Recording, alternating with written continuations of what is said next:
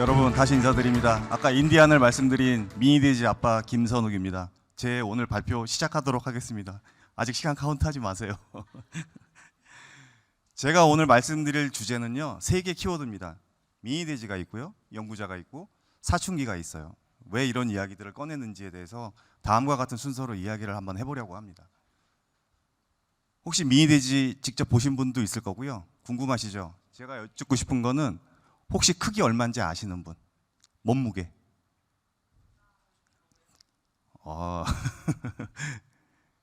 실제 사이즈가 이래요. 어떤 게 미니돼지일까요?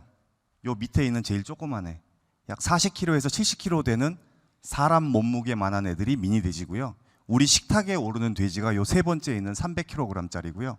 전 세계 1등이 1.2톤입니다. 그러니까 사람 많아지면 굉장히 겸손해진 거고요. 이게 미니돼지라는 거, 체격이 우리랑 비슷하다라는 걸 꼭 기억해 주시고요. 얼마나 똑똑할까요? 요거를 알아본 사람들이 있어요. 10마리 동물이 있는데요. 미니돼지 한 몇 등 할 것 같으세요? 보시면은요, 저희 애기들이 이렇게 지능이 발달을 하게 되죠. 여기에 순서대로 나열을 하면요, 어라? 우리가 잘 아는 보더콜리, 굉장히 똑똑한 강아지인데 5등이네요. 미니돼지가 바로 그 위에 있습니다. 한 5에서 10 정도의 IQ가 높고요.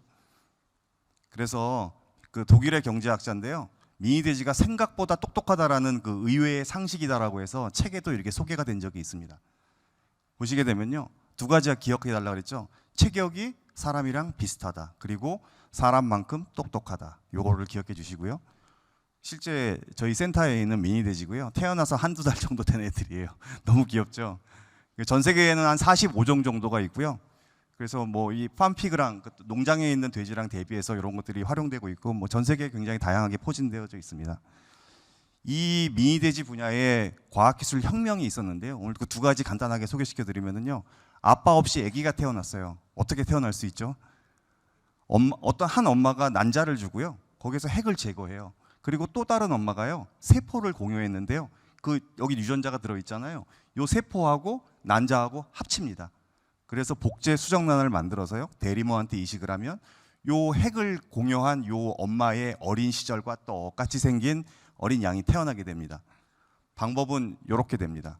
아까 제조가 말씀하셨는데요, 이쪽 기술이 저희가 손으로 하는 제일 잘하는 젓가락 기술이라고도 하는데요, 전 세계에서 제일 잘하는 국가 중에 하나가 저희입니다. 그래서 이렇게 젤리층이 있는데요, 여기 구멍을 낸 다음에 이렇게 누르면은요, 핵이 있는 부분이 이렇게 바깥으로 빠져나와요. 그래서 탁 놓으면은요, 이 핵이 제거가 됩니다. 그래서 이 조그맣죠? 난자에 비해서 굉장히 조그만 이 세포를 이렇게 잡아가지고요, 요 그 찢어진 그 틈 사이로 해서 요 안으로 넣습니다. 그러면은 여기 조그만 세포 하나, 그 다음에 난자 이렇게 있고요. 요 두 개는 지금 이렇게 오면 전극이에요. 플러스 마이너스 전극인데요, 세포하고 난자하고 이렇게 일렬로 놓고 전극을 팍 가하면은요, 세포막이 이렇게 융합이 일어나서 유전 물질이 난자 속으로 들어가게 됩니다. 이게 왜 필요하냐면요, 난자를 가지고 수정란을 가지고 그 유전자를 조작하는 일은 굉장히 어려워요. 근데 세포를 가지고 우리가 마음대로 유전자 조작하는 거는 약 1000배 이상 쉽습니다. 그래서 복제 기술을 이용하면요, 내가 원하는 유전자 조작이 큰 동물에서 가능합니다. 그래서 다양한 동물에서 그게 가능해졌고요. 돼지도 성공을 했어요. 많은 노력 끝에 복제형 돌리가 나온 1996년에서 4년 후에 비록 첫 번째 형질 전환된 복제 돼지가 태어났습니다. 그러면 이게 나오고 나서 더 정교해졌죠. 아까 그 권길감 박사님 말씀하신 대로 2013년도에 사람한테 크리스퍼 기술이 적용이 됐어요. 유전자 교정 기술이 이제 들어오면서 복제 기술과 유전자 교정 기술이 만나면 뭔가 이상한 파급 효과가 있을 것 같다는 느낌이 안 드시나요?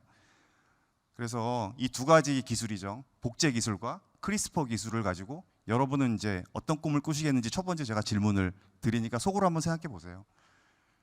여기에 대한 인간들에 대한 꿈들이 역사 속에 나와져 있는데요, 여러분들이 잘 아는 진시 황제, 이분 되게 바빴죠. 뭐 하느라 바빴죠? 그렇죠. 중원을 장악해서 통일하느라고 바빴죠. 통일하고 난 다음에 첫 번째 소원이 뭐였을까요? 이 통일된 국가가 영원했으면 좋겠죠. 그래서 한 일이 첫 번째 뭐예요? 만리장성을 쌓았죠. 맞아요. 만리장성을 쌓았죠. 그래서 좀 영원해질 것 같아요. 근데 고민을 이렇게 하다 보니까 뭐가 영원하지 않은 게 하나가 떠올랐어요. 그게 뭘까요? 내 목숨이에요, 내 목숨. 그래서 이 왕은 결국은 불로초를 찾아서 한국과 일본을 샅샅이 뒤지고 다닙니다. 참 희한하죠. 그 수많은 업적을 이뤘음에도 결국은 어디에 귀결이 되는지. 여러분들이 잘 아는 스티브 잡스도 마찬가지인데요. 산자와 죽은 자를 통틀어서 가장 위대한 미국인이라고 이렇게 칭해지고 있고요. 모든 존경과 너무도 어마어마한 부와 그다음에 본인이 하고 싶은 모든 창의적인 디바이스를 다 만들었어요. 그죠? 큰 회사를 만들었죠. 근데 그 비결은 뭐였냐면요. 사람 손에 어떤 욕망의 디바이스를 만들어 줄 건지를 계속 이 사람은 디자인을 했던 거예요. 아까 욕망에 대한 얘기가 나왔었잖아요. 근데 결국은 이 사람도 마지막에 후회를 합니다. 어떤 후회를 하냐면요. 56세에 돌아가셨어요.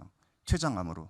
결국은 IT 공부도 아니고 너무 많은 공부를 했는데 마지막에 제일 소홀히 했던 공부가 이거랍니다. 이거.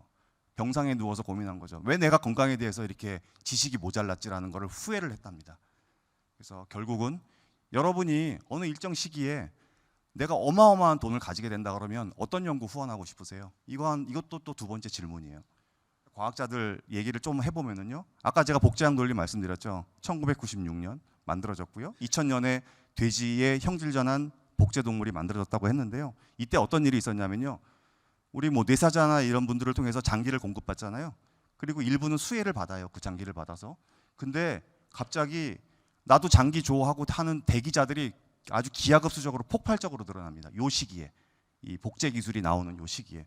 그러면 아까 돼지가 뭐가 비슷하다 그랬죠? 사람하고 체격이 비슷하다 그랬죠. 그러면 장기의 사이즈는 비슷할까요? 안 비슷할까요? 그렇죠. 비슷해서 그럼 돼지 장기를 사람 몸속에 넣으면 안 될까? 이 아이디어에서 시작을 한 거예요. 근데 그냥 넣으면 어떻게 돼요? 사람 면역세포가 공격을 하고 장기도 파괴되고 사람도 위험해지죠. 그러면은 내 몸속에 들어와도 면역에 문제가 없게끔 유전자를 조작을 해야 돼요. 그래서 복제 기술이 필요한 겁니다. 그래서 그 기술을 했고요. 아까 두 번째 기술인 크리스퍼 기술까지 합쳐져 가지고요. 10개의 유전자가 조작된 돼지의 장기가 작년도 1월 6일 날 사람 몸속으로 들어왔습니다. 들어와 가지고 바로 사람이 어떻게 이상하게 된 거 아니고요. 2달 동안 생존했어요. 절반의 성공, 절반의 실패죠. 만약에 2달 전에 또 다른 돼지의 장기를 또 이렇게 계속 이식을 했으면 내가 적합한 장기를 받을 때까지 이 사람을 살릴 수가 있겠죠. 이런 기술이 지금 생명 연장 기술이 가능해진 거예요. 그리고 올해 지난 9월 20일이죠. 또 한 번의 이식이 또 있었는데요. 이분 굉장히 건강하다 그랬는데 6주 만에 돌아가셨어요. 여기 나왔던 그 결과들은 뭐냐면 아직도 이런 10개라는 유전자까지도 우리가 조작을 했음에도 불구하고 면역의 허들을 충분히 뛰어넘지 못한 것 같다. 어떻게 넘을 수 있을까에 대한 그 얘기를 하면서 이제 세 번째 혁명 기술이 나옵니다. 그래서 키마이라라고 하는 그리스어인데요. 한 몸뚱인데 뱀, 사자, 염소 등 이게 다양한 동물이 한 몸뚱이에 이렇게 있는 거예요. 이게 과학기술적으로 신화에만 나오는 일일까요? 생쥐하고 래뜨는 아주 다른 종이에요. 생긴 거는 비슷하지만. 근데 그 췌장 발생 유전자를 없앤 생쥐의 배아에다가요. 이 래뜨의 줄기세포를 이렇게 넣어주면요. 생쥐의 몸속에서 래뜨의 췌장이 만들어집니다. 그래서 이 췌장을 띄어내 가지고요. 이 쥐에다가 쥐를 아프게 만들어요. 당뇨병을 유발시킨 다음에 얘를 넣으면은요. 치료가 되는 것까지 이 작은 동물에서 확인을 했어요. 췌장만 되는 게 아니라요. 신장도 됩니다. 반대로도 가능하고요. 이런 일들이 가능해질다 그러면 이런 컨셉이 가능하겠죠. 사람의 줄기세포를 동물 몸속에 사람하고 체격이 비슷한 동물의 몸속에다가 배아에다가 넣어주게 되면 미니돼지 안에서 췌장을 만들 수가 있겠죠. 이걸 나한테 넣게 되면 어떻게 되죠? 돼지 장기가 내 몸속에 들어오는 것보다 면역에 대한 거부 반응이 굉장히 획기적으로 개선되겠죠. 내 거잖아요, 내 거. 영화 아일랜드처럼. 그죠? 그리고 면역이 없는 동물에다가요. 그 사람의 줄기세포를 넣어주면 그 사람 세포가 이렇게 제거가 되지 않고요. 그 안에 또 자라요. 그래서 그걸 이렇게 떼어내 가지고 사람한테 이식하면 되는 거예요. 그래서 이거를 발생 키메라, 이거를 성체에다 넣어준다 해서 성체 키메라라고 합니다. 실제로 가능한지를 큰 동물, 사람하고 가까운 동물에서 테스트를 해봤는데요. 어떤 일을 해야 되냐면요. 그러면 줄기세포가 자라는 배아 속으로 침투가 가능해? 라는 거를 원숭이를 가지고 테스트해봤어요. 친구의 줄기세포가 내 몸속으로 들어오네요. 실제 배아에다 넣어주니까. 그리고 가장 최근인데요. 이 돼지는 신장을 못 만드는 돼지예요. 그래서 그 유전자를 제거를 하고 난 다음에 그 배아에다가 사람 줄기세포를 직접 넣었어요. 넣어서 봤더니 여기 보시면 빨간 거 있죠. 이게 신장이고요. 돼지 몸속에서 사람 신장이 자라납니다. 어떻게? 쑥쑥. 하지만 윤리적인 문제 때문에 일정 기간까지만 보고 연구는 스톱이 됐습니다. 세 가지 혁명을 말씀드렸죠. 복제 기술, 크리스퍼 기술, 키메라 기술, 이거 합쳐서 인류의 그 무한한 그 생명 연장 기술을 할 수 있겠냐는 거죠. 이게 이제 질문이 되고요. 자, 지금까지는 전지적인 사람 시점이었었어요. 그럼 돼지는 이런 상황에서 무슨 생각을 하고 있을까요? 그걸 얘기해주는 영화가 영화 옥자입니다. 미국에 있는 그 돼지 육종 회사가요, 13개의 유전자 조작을 했어요. 그래서 거기에서 태어난 이 아기 돼지들을 전 세계에다 뿌려 놓고요. 그 다음에 그 돼지들 중에 가장 맛있고 고기가 많이 형성되는 큰 애들 있잖아요. 이거를 찾는 거를 했습니다. 근데 그 중에 하나가 우리나라 강원도에 있는 소녀한테 도달을 했죠. 그래서 이 소녀가 그 돼지를 키웠어요. 근데 키웠는데 데려가서 고기도 많고 너무 맛도 있고 너무 좋은데 문제는 뭐냐면요, 사람하고 교감이 되는 동물로 얘가 바뀐 거예요. 심지어는 위기 상황에서 아기를 그 꼬마 소녀를 이 돼지가 구해주기도 합니다. 마치 그 논두렁에 쓰러져 계신 할머니를 따뜻한 온기로 개가 구조해 주는 것처럼. 이런 게 가능하다 그러면 뭐 이런 거죠. 돼지 입장에서 얘기를 하는 겁니다. 야, 니네 집에 그 반려동물 키우지? 반려동물 키우면 나도 한번 생각해 줘봐. 반려동물 아프면 너는 기분이 어때? 마음이 아프지? 나도 그래. 실험하는 니네들 나도 아프니까 좀 제대로 좀 해봐. 한번 그런 생각으로 해봐. 그래서 최종적으로는 나도 반려견처럼 역지사지 좀 해줘. 이 얘기입니다. 그래서 뭐냐면요, 사람하고 가까운 그 연구를 하던 사람들이 이제 공감이라는 언어를 꺼내기 시작했습니다. 실제로 중세시대 끝자락에서도요, 동물을 사랑하는 것 자체가 인간성에 도움이 된대요. 그 얘기가 나왔고요. 그 다음에 가장 최근에는 요즘 뭐 쾌거라고 들어보셨나요? 동물도 신경이 굉장히 많이 발달되어 있어요. 그래서 아픔과 즐거움을 동시에 다 느낄 수 있습니다. 그래서 이런 거를 고려하는 시대로 가는 것이 굉장히 중요하다라는 이런 이야기들을 합니다. 보시면은 위에 있는 거는 유전자 조작을 하지 않은 애들이고요, 아래는 유전자 조작을 한 애예요. 사람이 오면 뒷걸음질 쳐서 도망가는 게 이게 일반적인 야생성이거든요. 근데 옥자는 13개 유전자를 조작했잖아요. 저는 하나 유전자만 조작을 했거든요. 저희 실험실 결과입니다. 하나만 유전자를 조작을 했는데요, 사람을 피하지 않고 따라오고요, 어떤 경우에는 배를 눕고서는 긁어달라고 합니다. 이거 어떤 일이 벌어진 거죠? 마치 야생에 있는 늑대가 개가 될 때 수많은 유전적 변이가 있거든요. 그 중에 하나를 찾은 거예요. 저희 이제 논문 지금 그 보내기 바로 직전입니다. 이제 어쩌라는 거냐는 거죠. 제가 왜 사춘기라는 말씀을 드렸는지가 이제 귀결이 되는데요. 이제 제 얘기를 좀 해보려고 그러는데요.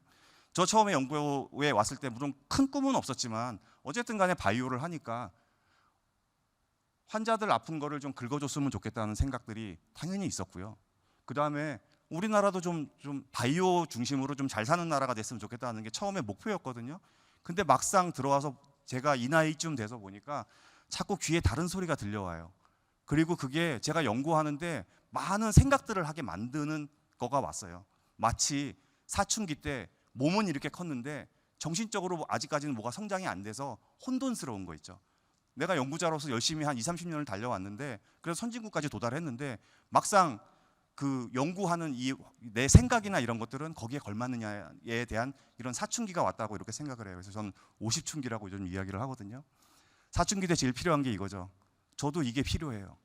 다른 분들의 얘기를 들어보면서 저걸 어떻게 과학기술적으로 우려를 녹여내고 저걸 해결할 수 있을까가 저한테 가장 큰 중요한 숙제입니다. 그래서 그걸 정말 하고 싶다고 말씀드린 거고요. 그래서 대화도 마찬가지입니다. 남의 얘기 듣고 그런가 보다 남은 그게 아니라요, 그 사람이 하는 그 언어나 이런 것들을 이해하면서 저런 사람은 저렇게 생각하는 거가 과학적으로 어떻게 이게 반영이 돼가지고 증거를 우리가 열심히 만들어낼 수 있을까에 대한 이거를 고민해야 되는 겁니다. 그리고 당연히 동물에 대한 고려도 필요하겠죠. 마지막 슬라이드인데요. 아까 제가 기사 보여드렸던 것 중에 그 심장 이식한 거 있잖아요. 그 왼쪽에 제가 중앙일보에 저도 우연찮은 기회에 기사를 쓰게 됐거든요. 그 마지막에 썼던 하나의 문구가 있습니다. 그래서 그 문구를 말씀드리면요, 이겁니다. 가장 윤리적인 기술이 가장 미래지향적이다. 어떤 게 가장 윤리적인 기술일까요? 이것도 또 질문이죠. 제 생각은 그래요. 저는 전지적인 인간 시점이나 동물이나 지구 환경, 멀리는 또 우주까지 이 우리를 둘러싸고 있는 모든 것들을 다 고려하는 균형 있는 생각 속에서 뭔가의 과학기술이 도출이 되는 것 자체가, 그리고 그런 마음 자세를 갖고 거기에 다가가서 얘기를 하는 것 자체가 가장 윤리적인 태도가 아닐까 이렇게 생각을 합니다. 경청해 주셔서 감사드립니다.